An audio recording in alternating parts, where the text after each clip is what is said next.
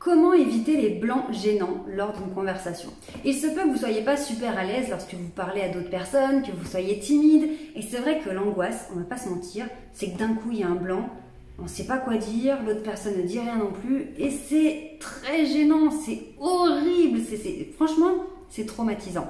Alors comment faire? Dans cette vidéo, je vais vous expliquer une technique qui vraiment va vous permettre de ne plus jamais être confronté à ces blancs malaisants. Avant de commencer à rentrer dans le vif du sujet, je vous rappelle de bien vous abonner à la chaîne. Mettez-moi un petit pouce bleu, un petit like si vous aimez mes vidéos. Ça permet de vraiment développer cette communauté, qu'on soit de plus en plus nombreux à prendre confiance en soi, à avoir une meilleure estime de soi-même, à se sentir leader de sa vie, à se prendre sa place, à se sentir légitime dans ce qu'on fait. Et vous le savez, le plus important, ok, c'est de réussir, mais c'est de se sentir bien et d'avoir ce bien-être au fond de soi. Et une fois qu'on touche ça, tout le reste va suivre. Alors aujourd'hui, c'est vraiment ce cas particulier du blanc gênant. C'est quand même dingue, non? Parfois, on parle avec des personnes et tout est fluide, tout est naturel, tout semble facile, logique, il n'y a pas de blanc en fait. Les personnes parlent et puis ça rebondit et puis on a toujours quelque chose à dire et l'autre aussi a toujours quelque chose à dire, c'est facile. Ok, ça c'est dans les meilleurs des cas. Et il y a d'autres cas malheureusement où c'est plus laborieux, où on n'est pas vraiment inspiré, on ne sait pas trop quoi dire, puis l'autre aussi il a l'air de pas trop savoir quoi dire, quoi faire, et d'un coup il y a cette gêne qui s'installe et c'est vraiment dans l'atmosphère, dans l'ambiance, dans l'énergie, bam, ça plombe.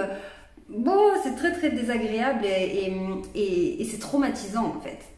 Alors si c'est une de vos angoisses, vous dites, ben ouais, moi j'ai toujours peur qu'il y ait un blanc, j'ai toujours peur de ne pas savoir quoi dire. Eh bien, déjà la première des choses, c'est de dédramatiser, de dédiaboliser ce fameux blanc. Pourquoi? Parce que dans une communication, dans une interaction, le blanc, il est nécessaire. Il n'est pas toujours mauvais, le blanc. Nous, si on est timide et qu'on n'a pas confiance en nous, on risque d'interpréter tous les blancs comme des blancs malaisants. Mais pas forcément. Peut-être que pendant un blanc, vous êtes gêné, mais que l'autre n'est pas du tout gêné en fait. À quoi ça peut servir un blanc s'il est intéressant, s'il est positif? Ça peut servir ne serait-ce qu'à chercher ses mots ou chercher sa pensée. Ou peut-être que la personne ne parle pas, mais parce qu'elle est en train d'observer quelque chose, ou qu'elle est en train de réfléchir, ou que... C'est pas toujours grave en fait qu'il y ait un blanc. Par contre, les vrais blancs gênants, ceux-là, ils sont terribles. Alors, pour être sûr de ne jamais être confronté à ça, ce que je vous conseillerais, c'est de préparer, en fait, si vous n'êtes pas à l'aise spontanément dans la conversation, dans la communication avec les autres, c'est de préparer des petites phrases, des petits trucs à avoir sous le coude au cas où il y a un blanc. Ça paraît très artificiel, ça paraît très bricolé, mais en vrai, ça peut vraiment vous sauver. Quand on est à l'aise naturellement avec les autres, qu'est-ce qui se passe? Parce qu'on est à l'aise, on ne se remet pas sans cesse en question, on n'est pas en train de se demander comment l'autre va nous juger. Okay? Si on est à l'aise quand on rencontre des inconnus ou quand on rentre en rendez-vous professionnel, si on est à l'aise, en fait, on ne se pose plus des questions vers soi-même, mais on s'intéresse spontanément à l'autre. Parce que comme on n'est pas en stress pour nous-mêmes, on n'est pas focalisé, on n'est pas égocentré. On n'est pas en train de se dire qu'est-ce qu'il pense de moi, est-ce que je fais bien les choses, est-ce que je me tiens bien, est-ce que je souris, est-ce que je me pose 10 000 questions sur moi-même. Non, si je suis à l'aise en rendez-vous, moi je ne pense plus à moi-même en fait, je ne me pose plus de questions sur moi-même et je m'intéresse spontanément à l'autre. Et là, c'est la clé de l'aisance et du fait de ne pas avoir de blanc gênant, parce que comme je m'intéresse à l'autre, j'ai toujours des trucs à dire. Forcément, c'est obligé. Si une personne arrive dans mes locaux et que j'arrête de penser à moi, parce que j'arrête de stresser, l'autre arrive, qu'est-ce que je fais? Je me mets à sa place et je me dis que si c'est la première fois qu'il vient dans mes locaux, tiens, je vais m'intéresser.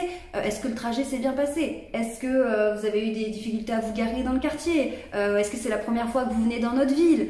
Et je vais spontanément m'intéresser à l'autre. Et là où il y aurait pu avoir un blanc gênant, par exemple quand la personne arrive, le temps d'arriver, on ne sait pas où s'installer, on ne sait pas où mettre son manteau, ses affaires, ben, comme moi, je m'intéresse à l'autre, ben, pendant que la personne arrive, je la mets à l'aise, je lui dis ça va, vous avez fait un bon trajet, ok, allez-y, installez-vous, je vous en prie, parce que je suis tournée vers l'autre. Et comme je suis tournée vers l'autre, il n'y a pas de blanc, j'ai toujours quelque chose à faire. Soit proposer de s'asseoir, soit lui demander si ça s'est bien passé, etc.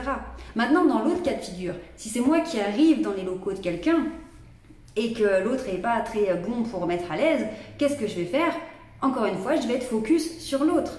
Et là, je vais pouvoir lui dire des choses très bateaux, certes, mais qui permettent de créer tout de suite une fluidité dans le dialogue. Ah, mais c'est vraiment sympa vos locaux ici, c'est la première fois que je viens. Et la personne va rebondir dessus. Ou alors, tiens, ça fait longtemps que vous êtes installé ici. Ah, ok, cool. Voilà, des trucs très basiques, mais qui permettent d'enclencher la conversation et qui permettent de briser la glace. Parce que ça, c'est vraiment un des secrets. Savoir briser la glace, ça permet d'installer une atmosphère agréable, confortable pour tout le monde, où chacun va se sentir à l'aise de voilà, pouvoir parler librement, etc. Quand on a des blancs gênants qui s'installent, c'est que la glace n'a pas été brisée. Si la glace a été brisée et qu'il y a un blanc, c'est pas grave en fait, parce qu'on est à l'aise. Donc s'il y a un blanc qui s'installe, c'est parce qu'il faut qu'il s'installe. Et parfois, quand on est en rendez-vous, en réunion, on parle beaucoup, ça fait du bien. Parfois, quand pendant 2 minutes, il y a un petit silence, c'est pas gênant, on ne sera pas gêné. Par contre, si l'ambiance est toujours froide, glaciale, là, les blancs vont être interprétés comme gênants. Ce ne sera pas des respirations, mais ce sera de la gêne parce qu'on n'a pas réussi à briser la glace avant. Alors maintenant, c'est vrai que là, c'est quelque chose de théorique et que dans la vraie vie, tout dépend des gens qu'on aura en face de soi. Il y a parfois des personnes qui sont très fermées, vraiment hermétiques au fait de briser la glace, qui sont sur la défensive, qui se méfient ou qui sont très gênées. Et avec ces personnes, ce sera plus difficile. Mais si déjà soi-même, on se sent bien dans le sens où je fais les efforts qu'il faut pour que ça se passe du mieux possible, bon, si après je suis face à un profil compliqué, voilà, c'est comme ça, la personne est comme ça pour l'instant, c'est pas grave. Tant que moi, je sens que j'ai fait le nécessaire, je sens que j'ai fait de mon mieux pour que ça se passe bien, bon, après on ne peut pas tout contrôler. Mais si c'est votre difficulté de briser la glace, vous avez peur des blancs gênants, préparez des phrases. Je vous ai donné déjà quelques exemples. Quand on arrive, est-ce que vous avez fait un bon trajet? Ou ah, les locaux sont vraiment sympas? Ou est-ce que ça fait longtemps que vous êtes installé ici? Des choses vraiment, vraiment très basiques qui permettent d'enclencher une conversation. Et en fonction de qui vous allez voir, si c'est quelque chose de prévu, faites 2-3 recherches ou ayez 2-3 infos sous le coude au cas où. Par exemple, si vous êtes dans un rendez-vous où vous êtes 3 personnes et que la personne, le profil plutôt leader, s'absente quelques minutes, c'est terrible de se retrouver comme ça avec l'autre personne et pas savoir quoi se dire. Donc là, le mieux, c'est de briser la glace tout de suite parce qu'il y avait un équilibre à 3 qui était installé. Quand le leader quitte la pièce, on se retrouve à 2 et ça devient hyper gênant. Bon, là, on se tourne vers l'autre. Bon, c'est sympa en tout cas de faire votre connaissance. C'est vrai qu'on n'avait pas encore eu l'occasion de se rencontrer. Et voilà, c'est pas grand chose. Mais il faut dédramatiser le fait de briser la glace. Il faut dédramatiser le blanc gênant parce que finalement, il n'y a rien de gênant. C'est tranquille. On est tous des êtres humains, on a tous des émotions, on a tous peur de parler aux inconnus, on a tous peur du regard des autres. Et finalement, il n'y a rien de grave. Tranquille, si on parle spontanément, qu'on essaye d'être le plus normal possible, ça se passe bien. Et dites-vous une chose qui va vraiment vous aider, c'est que quand il y a un blanc qui s'installe, quand vous allez prendre l'initiative de casser ce blanc, de briser la glace, par une phrase très bateau, je conçois, vous rendez service à l'autre personne. Parce que si ce blanc gênant s'est mis en place, c'est que l'autre aussi ne sait pas faire, c'est que l'autre aussi est mal à l'aise. Donc si vous prenez l'initiative de casser ça pour qu'il y ait une belle ambiance qui se mette en place, en face, votre interlocuteur n'en sera que reconnaissant. Donc allez-y, devenez des créateurs d'ambiance, devenez ce que j'appelle des ambianceurs, et vraiment vous allez voir que au début ça fait peur parce qu'on n'a pas l'habitude, mais au final ça devient super facile, ça devient juste normal. Et on se demande comment on a pu être aussi mal à l'aise dans le passé, parce que finalement, c'est rien du tout que d'arriver à mettre une atmosphère qui soit sympa, en tout cas, qui soit confortable dans la communication. Donc, faites-vous confiance, vraiment, c'est quelque chose qui s'installe petit à petit, hein, la confiance en soi pour prendre la parole en public, s'exprimer face à un groupe ou être à l'aise en conversation, c'est quelque chose qui... c'est des prises de conscience, c'est des petites techniques qu'on va appliquer au fur et à mesure et on va tester, on va essayer, on va prendre confiance petit à petit jusqu'au moment où on fait les choses de manière totalement naturelle, on se pose même plus de questions et puis bah tiens c'est vrai, bah dis donc j'en ai fait du chemin.